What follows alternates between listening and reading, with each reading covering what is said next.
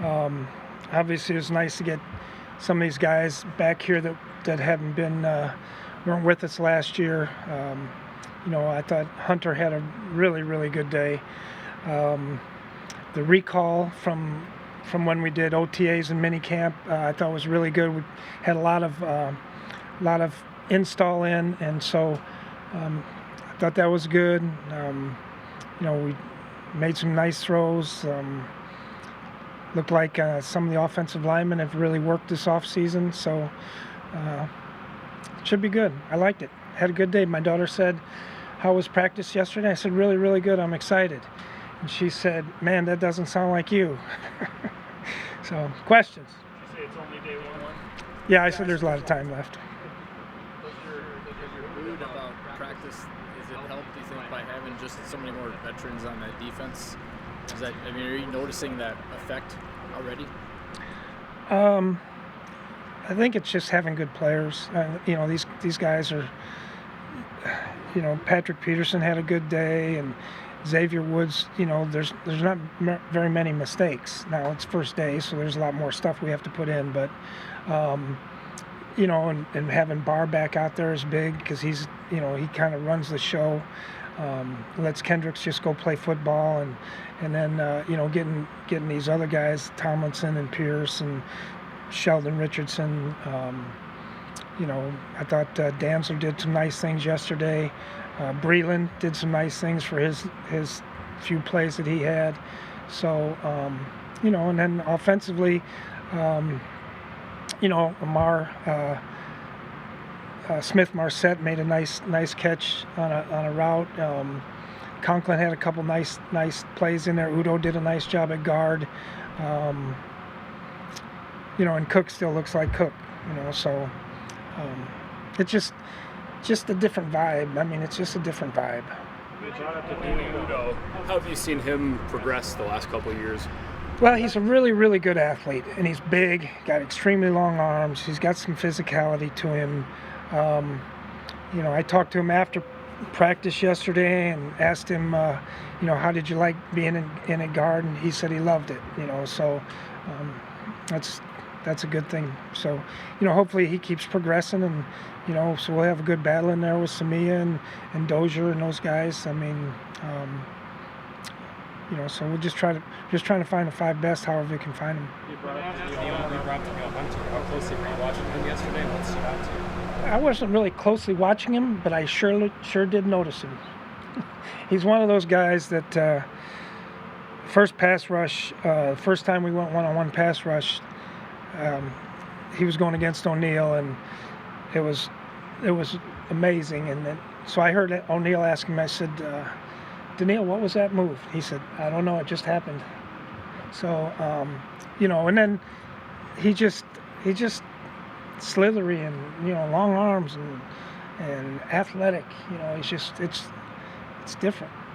Is Danzler where he needs to be physically? I mean, describing the difference from where he was last year. He looks a lot bigger this year. I don't know if that was his priority. He's a little bit bigger. He's still got to get in the weight room and things like that.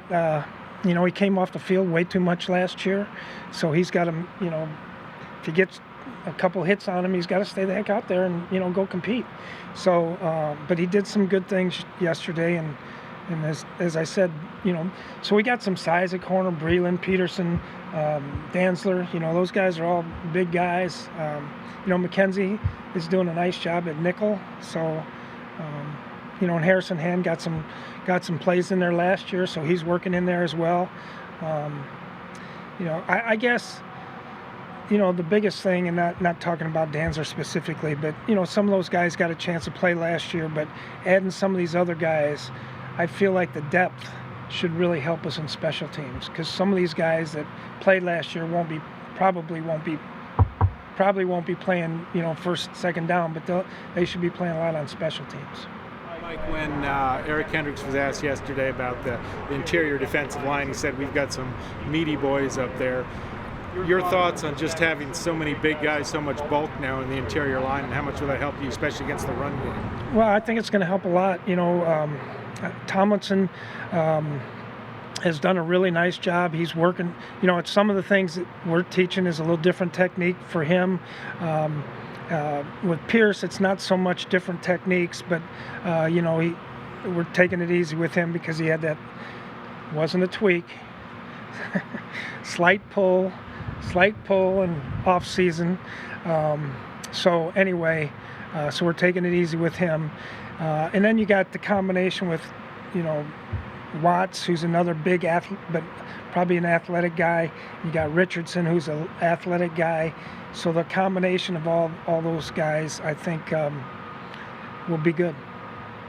Back to the corners real quick. How good will it be for some of those younger guys now to just be around the veterans that you brought in, which you didn't really have last year? Yeah, I think that's great. Harrison Hand and who's the other guy I'm thinking of? Who? Boyd. Yeah, and Boyd. Boyd's got all the ability in the world. It's just sometimes every play's a new play, and just needs to focus in on just getting better each and every day at the same thing. But he's got a lot of ability. But not being able to learn from some of these older guys, they just thrown in the fire, and then, it's just, they're trying to catch up the whole time. But I feel pretty good about the corners. Players that have played other places and they're still trying to learn a new scheme. What is the biggest thing that veteran experience does to help them kind of shorten the learning curve when they are trying to learn your way of Well, doing things? the first thing, Ben, is they have to want to. A lot of time, like with Patrick, he's been to 8 Pro Bowls or something like that. Do you want to do it this way? That's the first thing. Okay, if you want to be taught this way and learn and do it, which he does, that's the first thing. Then, I think you see it a lot more. Like there was a route Breland intercepted yesterday, and the receiver had a cut split, and so he's kind of anticipating he's going to come out a little bit slower and sit on the route some, and that comes from confidence and experience and understanding things. What are some of the specific things you've seen out of Patrick Peterson, with that leadership ability so far? Well, I think he's just got a good presence in the room. Like in the defensive room last night in the defensive meeting, I'm talking to him about things that I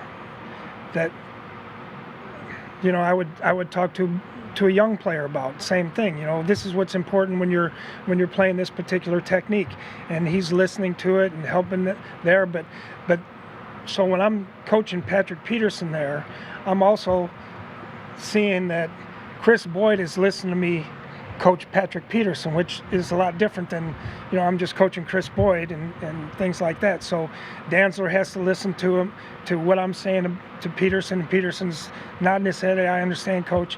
And so, that whole thing brings these young guys along a little bit faster.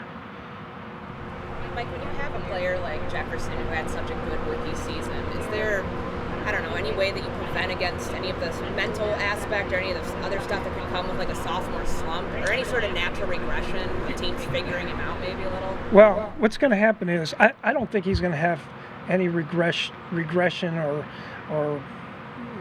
whatever that is, because he's in a great frame of mind out here. He runs and he loves playing football and he's running great routes. What's going to happen, though, is, these teams are probably going to start rolling coverage to him, double coverage to him, so in some of these instances, he just can't get frustrated because that's happening. But in the good thing, if he understands that he is really helping the team an awful lot. Now, his numbers might be better or worse, I don't know. But he's helping the team because one of those guys that's doubling him now is not in the box for Cook to run against, or against Irv Smith, or against Thielen to go one-on-one with. So, he needs to understand that, and we're working on some of those things that, obviously not the first day, but as we start getting going here a little bit more, part of it is him just understanding that, hey, even though they're double covering me, I'm helping this football team, and then you got to be able to use him in different. You got to be able to move him. Got to be able to, to try to get some of the doubles off of him, and try and split some of the doubles. And there's ways to beat doubles too. Clint Kubiak. Excuse me? How is Clint Kubiak acclimated to the role of an offensive coordinator? Good. Yeah, real good. We've had several conversations, and he's very. I mean, it's good. He's going to talk next, right? Yeah, ask him. Mike, yesterday, Eric Hendricks said he's sort of seen you adapt to a lot of different things from the time that you and him both got here and then until now. Where do you think you're the most different from when you first got here until now? Well, I've been adapting for 28 years, so that's what you have to do in this league, and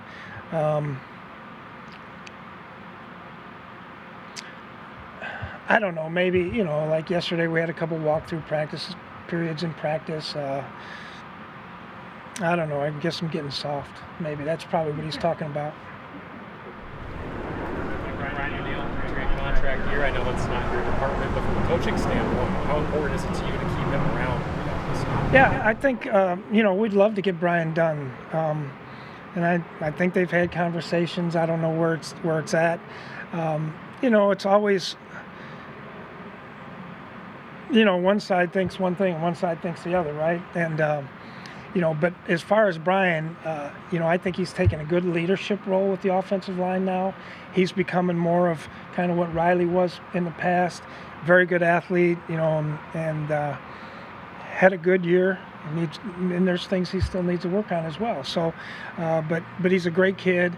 He's very competitive, I remember when he first came out here as a rookie, he's kind of feeling his way around, and then about week 4, you kind of saw him, man, he's got some toughness and physicality about him. He won't back down from, we had some pretty good edge rushers at that time, and so I think that part, the intensity that he has inside himself, and now being more of a leader, I think that's helping quite a bit.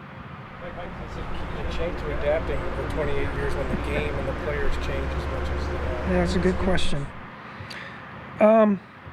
Being smart, I guess, I'm not saying I'm smart, but being smart enough to understand that, if you got a problem, you got to figure out somehow how to fix it. And, with the players, I've always had a good relationship with the players because, they like to be teased, and I'm pretty good at teasing. So, it's just, just like we do with the coaches, you kind of, we're up in the meeting room and we give each other a hard time about certain things. And, but I think football-wise and schematics is, you find a lot of things that offenses and defenses and special teams are doing, and you try to figure out a way to combat it, and you're not afraid to look at something, like we're going to talk to them. I talked to guys today. I said, let's look at this, and not today, but let's look at this and just see how it looks, because I think this could cause some problems for teams. Time or two more in today's game that more players want more say in what's going on, or like input on more back and forth with coaches as opposed to what it used to be like? I know what you're referring at, and I'm not going to go there. I'm not going to go there. That's right, I'm adapting.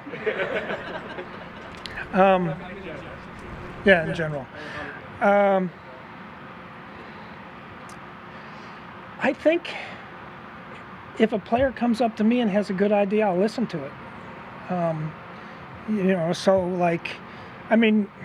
So I had, all right, and you guys probably saw us out here with those white, funny-looking helmets on, right?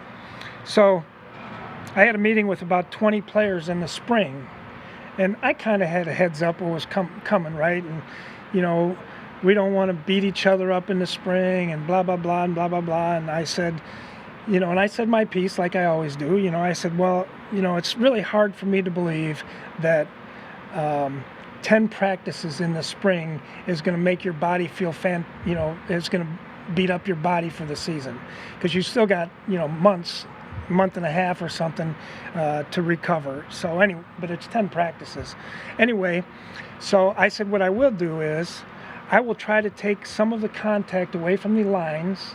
I said, but we have to be able to have the receivers and quarterbacks have to be on the timing, and so they got to run fast, and DB's got to learn how to cover and pass off routes and things like that. So I said, what I'll do is I'll take some of the pounding off the linemen, so we're not, C.J. Ham isn't going blocking Anthony Barr on the lead week, full speed in the spring. So we took a lot of that out. But I told them what we're going to have to do when we come back here in the fall is, like now, that's why now the lines have to earn their money.